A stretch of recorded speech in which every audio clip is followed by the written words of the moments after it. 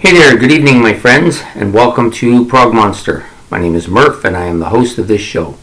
This is a show that is dedicated to progressive rock and other forms of rock music. So, we're back for day number 30 of progressive rock bands from the 1980s. Yeah, we're down to the second last day, eh? This one was a bit more challenging in some ways. I think the first couple I did were more information oriented, so I was looking a lot more for information. But this one has been a little more music oriented, which is better. Excuse me. But I had to listen to a lot of stuff, which then once you listen to it, you got to make notes, and then once you make notes, you got to make a video, and then the video has to upload, and then so it takes a bit of time. That's the only thing about it. It's a time-consuming thing. But it was enjoyable. I got to hear a bunch of bands that I probably wouldn't necessarily have listened too much to until put in a position where I bought one, or I heard something and somebody else gave me something to listen to, or something like that. This way it kind of forces me to listen to stuff. So for those of you who are new and don't, if you're new, you're missing the end of the boat, but it's okay. If you just want to make sure everybody understands what's going on. So I have one album per day for the month of December. All albums I've never heard before from progressive rock bands. One album per band, no more.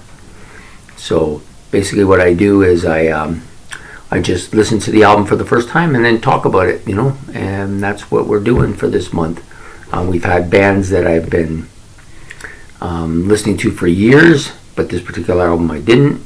Bands I have been listened to somewhat over the last little while, maybe 10 or 20 years, have a few of their albums, but don't have this one. And then you might have bands that fall into today's category, which are bands that I knew about but never really followed any.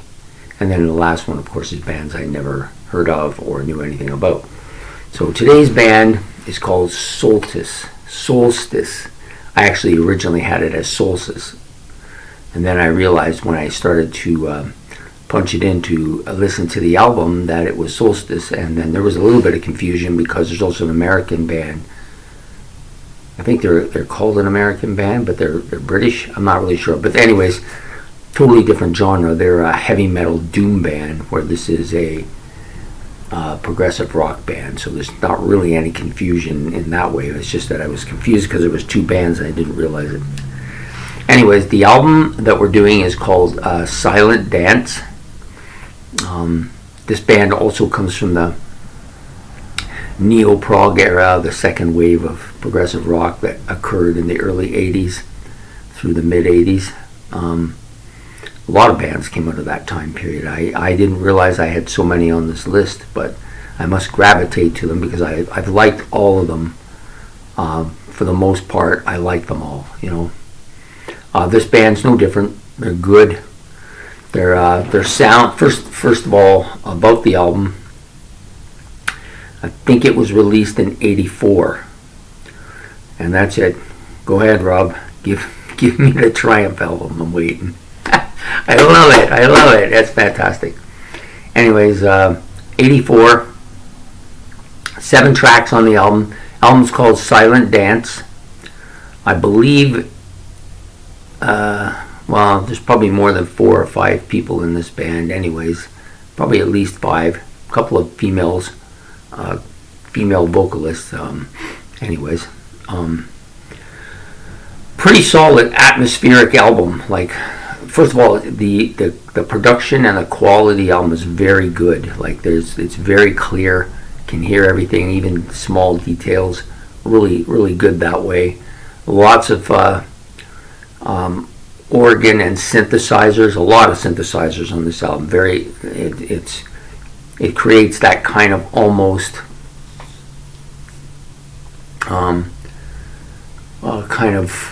solemn kind of feel to it that you would get. I'm trying to think of a song, one that everybody will know, of course, that has this kind of atmosphere to it. Anyways, we'll get to that. Some really good keyboards as well.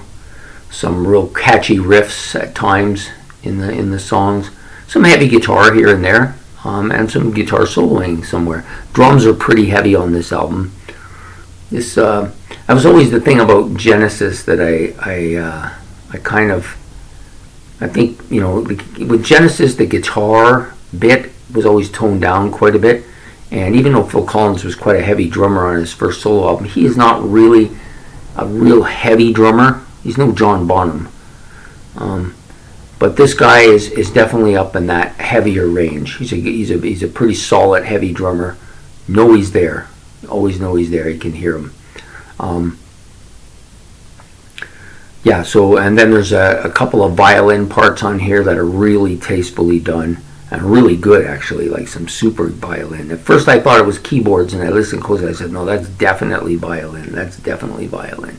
Problem with the keyboards is they can sound like so many different instruments, but when you do hear the real instrument, you can tell the difference. There's not that kind of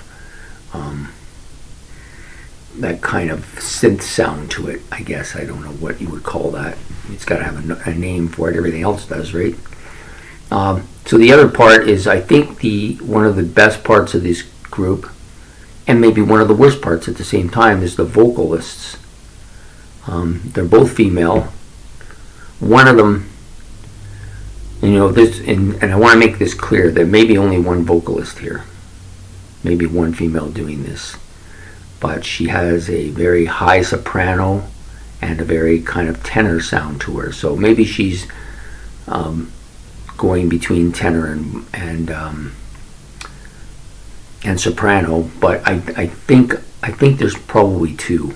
And the reason I think there's two is that the soprano one is very high and her voice sounds very different. So, I mean, you could go from a low to a high, but will that make your voice sound really different? I'm not sure about that.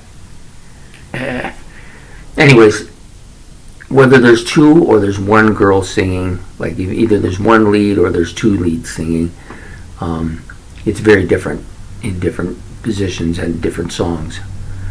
They do some twin vocaling. That's how I know there's two women, because there's a lot of twin vocaling that follows the lead. So you'll have the lead, and then you'll have some kind of harmonic kind of twin vocaling for the chorus or for parts of the song.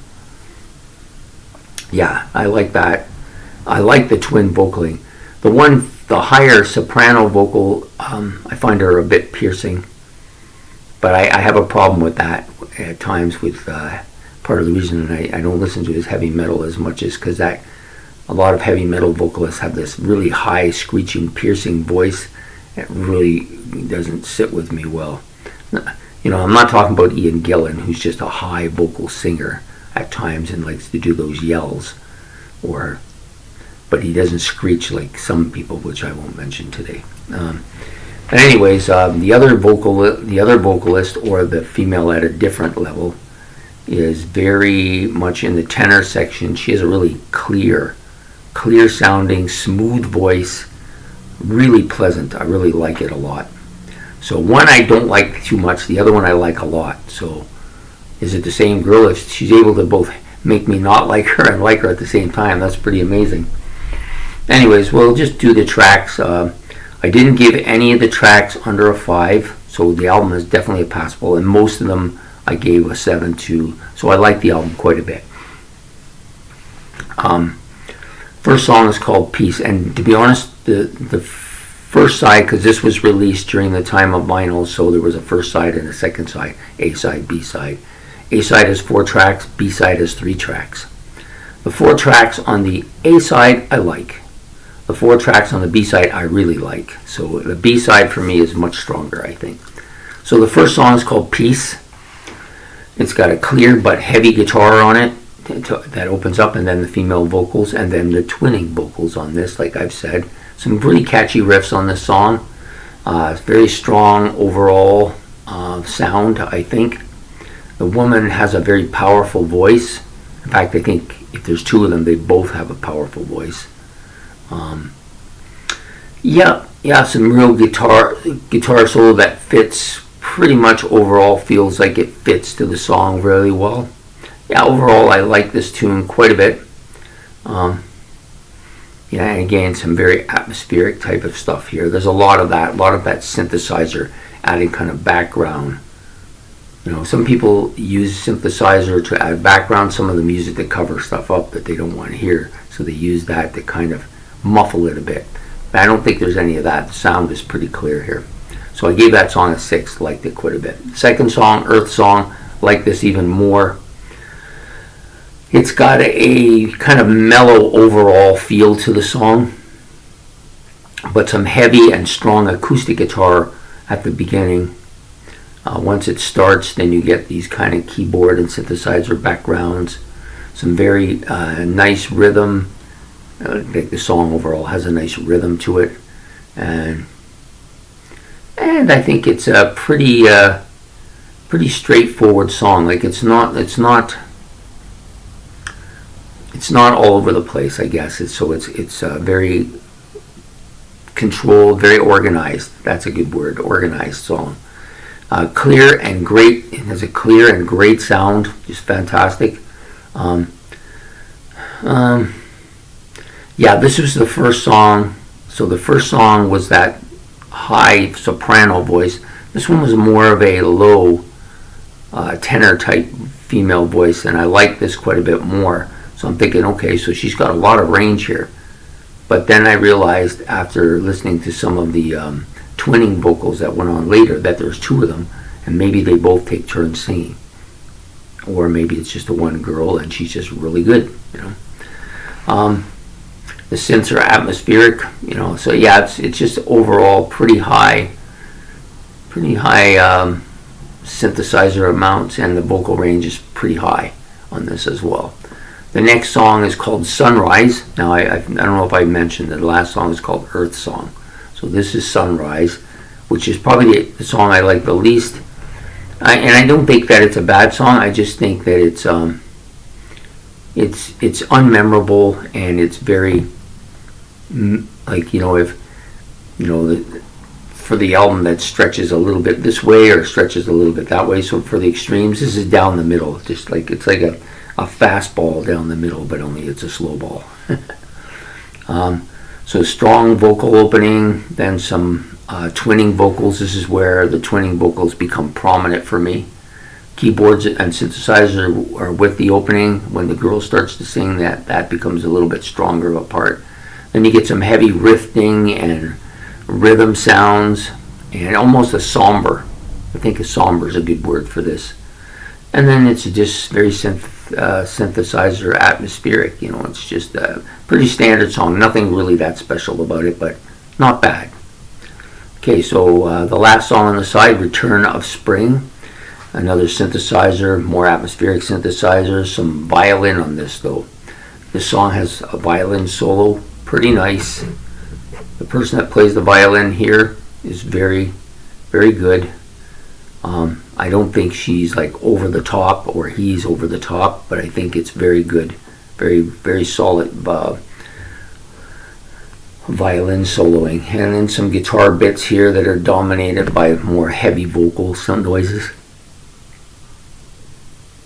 Okay, so and then all this stuff is kind of consolidated towards the end of the song, so everything comes together nice and smoothly, I might add too. They're a very smooth band. There's no really heavy riff here and there and then jumping around and stuff that's out of place. This is very smoothly controlled and operated machine here.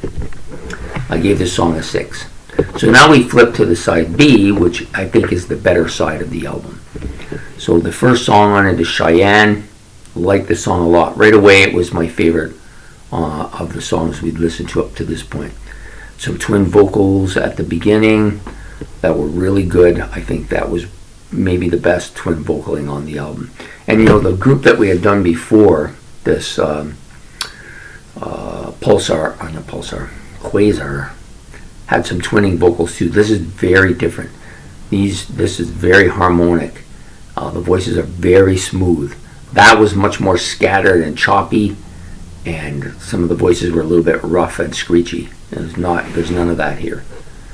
Some pretty heavy drums, and it's all very it has a really good sound to it, like some real good normal kind of intermediate sound to it. So I gave the song a 7. I enjoyed it. The next one, Brave New World, enjoyed this one too.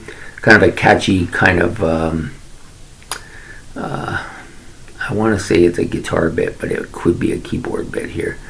But it's catchy anyways. And then there's some heavy riffing and some more catchy beats to it as well. It's a keyboard dominated song for sure. And then you have a kind of a solo here, and at first I wasn't sure what it was. It could be a keyboard solo, could be a guitar solo, might have ended up being a violin solo. Could have been one of those three. It falls like it was a little low key, so it wasn't as easy to figure out. A solid song, gave it a 7. That's the Brave New World. And the last track, Finding Yourself. Okay, I'm going to say that this was my favorite track, even though it's a little bit poppy, more poppy than the other stuff. But for some reason, the vocals were really strong on this, and they made the difference for me.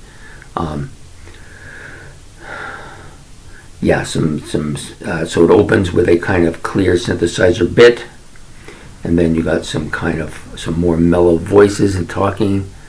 Then she sings, and it reminds me of the sound of Karen Carpenter's voice. Very mellow-tone, but smooth, without any inflection, but real peaceful to listen to, and a real nice voice, and that's what I got here. The track's a bit on the poppy side more than the rest. It kind of closes with a bit of a solo that kind of fades over the time.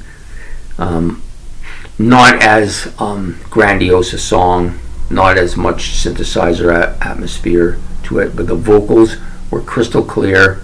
She has a very smooth voice. It's a tenor voice. In fact, I love this girl's voice.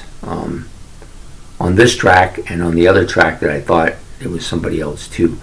The ones that are kind of done by the higher voice, not as crazy about, so could be the same girl again. Like I said this now like 10 times, but whoever did this particular track and whoever sang this particular track has a wonderful voice. I love her voice, and to me that's what made the difference on this song, and that's why it's probably my favorite track on the album.